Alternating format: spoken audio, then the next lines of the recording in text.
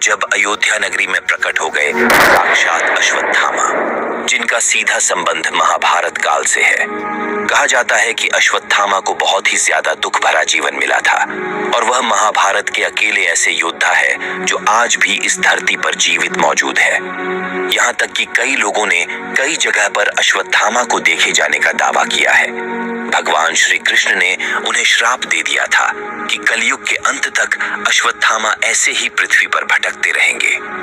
मध्य प्रदेश में महू से करीब 12 किलोमीटर दूर स्थित विंध्याचल की पहाड़ियों पर खोदरा महादेव विराजमान है। इस स्थान को अश्वत्थामा की तपस्थली के रूप में पूजा जाता है, लेकिन अभी जो फिलहाल चमत्कार हुआ है उसको देखकर सभी लोग हैरान हैं। कुछ लोगों ने दावा किया है कि उन्होंने अश्वत्थामा को अयोध्या राम मंदिर के दर्शन करते हुए देखा है और अश्वत्थामा जिस रूप में दिखे थे उसे देखकर लोगों को भी काफी हैरानी हुई।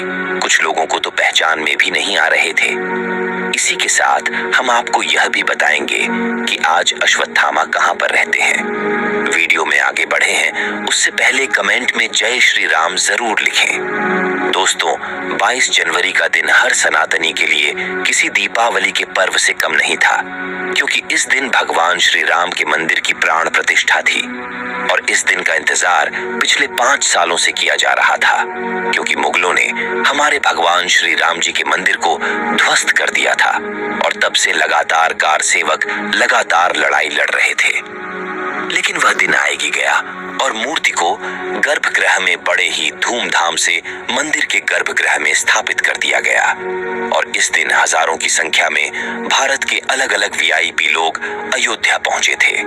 मगर वह कहते हैं ना कि जब साक्षात प्रभु श्री राम मंदिर के अंदर विराजमान हो और वहां चमत्कार नहीं हो, ऐसा कैसे हो सकता है। इस चमत्कार को देखते हुए तो ऐसा ही लग रहा है कि प्रभु श्री राम साक्षात गर्भगृह में विराजमान हुए हैं और ऐसा क्या चमत्कार हुआ है जिसके बारे में आपको भी जानना जरूरी है। दोस्तों, जैसा कि आपको पता होगा कि प्रभु श्री राम की 3 प्रतिमा को बनाया गया था। उसमें से एक प्रतिमा को सेलेक्ट करके उसे मंदिर के गर्भगृह में रखना था और भगवान श्री राम के बाल स्वरूप की मूर्ति को बाद में सिलेक्ट किया गया, जिसे अरुण योगी राज ने बनाया था, जिसे बनाने में करीब 7 महीनों का समय लगा था। उन्हें सब कुछ बिल्कुल करीब से उन्होंने देखा था, लेकिन फिर भी जब मूर्ति को गर्भगृह में रख दिया गया उसके बाद मानो मूर्ति का रंग रूप सब बदल गया हो और खुद अरुण योगी राज भी उस मूर्ति को नहीं पहचान पाए थे जिन्होंने खुद अपने हाथों से बनाई थी। उन्हें भी ऐसा लगने लग गया कि जरूर इस मूर्ति के अंदर कुछ चमत्कार हुआ है। ऐसा लग रहा है सच में इस मूर्ति के अंदर प्राण आ गए हो और उसके अंदर अलग ही प्रकार की चमक उत्पन्न हो गई और अब प्रतिमा में कुछ अलग ही तेज दिख रहा है। खुद योगी राज ने कहीं मीडिया के सामने कहा कि मैं खुद इस चमत्कार को देखकर हैरान हूं और ये चमत्कार सब प्रभु श्री राम की कृपा से ही हो रहा है और प्रभु श्री राम खुद गर्भगृह में विराजित हो चुके हैं और 23 जनवरी के बाद से वहां पर लोगों की इतनी ज्यादा भीड़ लगी हुई है कि हर दिन हजारों लाखों लोग अयोध्या भगवान श्री राम के दर्शन कर रहे हैं। जैसा कि शुरुआत में आपको बताया कि अश्वत्थामा आज भी इस धरती पर मौजूद है, लेकिन सबसे बड़ा सवाल यह है कि अश्वत्थामा आखिर किस तरह से राम मंदिर में प्रकट हुए जानकर आपके भी होश उड़ जाएंगे। 23 जनवरी को जिस दिन मंदिर का द्वारा आम लोगों के लिए खोला गया उस दिन करीब 5 लाख श्रद्धालु दर्शन करने पहुंच गए, लेकिन 24 जनवरी को कुछ ऐसा चमत्कार हुआ कि लोग उसे महाभारत के समय से जोड़कर देख रहे हैं। राघव नाम के एक दर्शनार्थी ने हमें बताया कि वह प्रातः काल सुबह जल्दी से राम मंदिर पहुंच गए ताकि वह जल्दी से जल्दी राम लल्ला के दर्शन कर सके, लेकिन सुबह सुबह जल्दी भी वहां पर बहुत ज्यादा भीड़ थी, तो मैं भी भीड़ में साथ साथ आगे बढ़ रहा था। लोगों के मन में बहुत ज्यादा उत्साह था और लोग बहुत ज्यादा मन में खुश होकर भगवान श्री राम के जयकारे लगा रहे थे। तभी राघव ने बताया कि मेरी नजर एक ऐसे दिव्य साधु के ऊपर पर पड़ी, जिनकी आभा बहुत चमत्कारिक थी। ऐसा साधु मैंने तो पहले कभी नहीं देखा था। देखने में उनकी उम्र भी बहुत ज्यादा लग रही थी, लेकिन इतनी उम्र के बावजूद भी उनके अंदर जोश और उत्साह इतना ज्यादा था कि वह जल्दी से जल्दी भगवान श्री राम के दर्शन करना चाहते थे। हाथ में सहारे के लिए एक लाठी पकड़ी हुई थी और उसी के सहारे आगे बढ़ रहे थे। मैं काफी लंबे टाइम तक उन साधु को देखता रहा। मेरी नजर उनके ऊपर से हट ही नहीं रही थी। कुछ घंटे तक लाइन में खड़ा रहने के उन साधु महाराज ने भी रामलला के दर्शन अच्छी तरह से कर लिए। उनकी आंखों में बहुत आंसू थे। वह फूट फूट कर रो रहे थे और रामलला से प्रार्थना कर रहे थे। ऐसा लग रहा था कि वह साधु महाराज भगवान श्री राम को बहुत कुछ बताना चाह रहे थे। इसके बाद हम सब लोग बाहर की तरफ आ गए। तब राघव की नजर अचानक से उन साधु महाराज पर पड़ी। वो अपनी लाठी टूट जाने की वजह से वह चढ़ाव पर गिर चुके थे। राघव ने उन्हें संभाला और सहारा देकर उन्हें वहां पर बिठाया और उनसे पूछा कि आप इतनी बुजुर्ग अवस्था में भी आखिर इतना कैसे चल पाते हैं? आप कौन हैं और आपकी आयु कितनी है? जब साधु महाराज ने इन सभी प्रश्नों का जवाब दिया तो राघव भी बिल्कुल हैरान रह गया, क्योंकि उन्होंने जो कहा उस पर राघव को बिल्कुल भी यकीन नहीं हो रहा था। उनका कहना था, मेरी उम्र 3000 साल से भी ज्यादा है और मैं एक श्रापित महाभारत का पात्र हूँ। इतने में राघव को अपने दोस्तों की आवाज आई तो उनकी नजर साधु महाराज से हट गई। इसके बाद वहां से साधु कहाँ गए, इसके बारे में राघव को कुछ पता नहीं चला। उसने आसपास बहुत देखने की कोशिश की, लेकिन कहीं पर भी दिखाई नहीं दिए। राघव ने बताया कि यह मेरी जिंदगी का सबसे बड़ा चमत्कार था।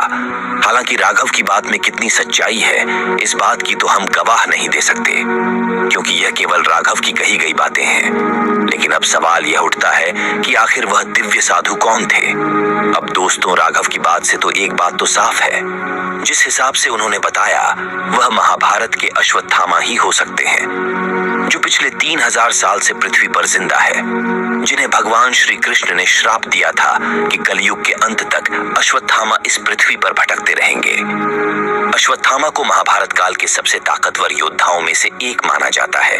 कई ग्रंथों में तो यह भी कहा गया है कि अश्वत्थामा पांडवों से भी ज्यादा शक्तिशाली था, जिसके बाण में ऐसी शक्ति थी कि वह अकेला महाभारत का युद्ध लड़ सकता था। अश्वत्थामा की ताकत का अंदाजा आप इसी से लगा सकते हैं कि अश्वत्थामा कौरव और पांडवों के गुरु द्रोणाचार्य का पुत्र था। इसीलिए गुरु द्रोणाचार्य ने उसे कई ऐसी शक्तियां दी थी जो कौरव और पांडवों के पास भी नहीं थी। पौराणिक शास्त्र में लिखी महाभारत में कहा गया है कि जब पांडवों ने झूठ बोलकर युद्ध में द्रोणाचार्य का वध किया तो अश्वत्थामा अपने पिता द्रोणाचार्य की मौत से इतना ज्यादा आहत हुआ कि उसने पांडवों से इसका बदला लेने की सोची।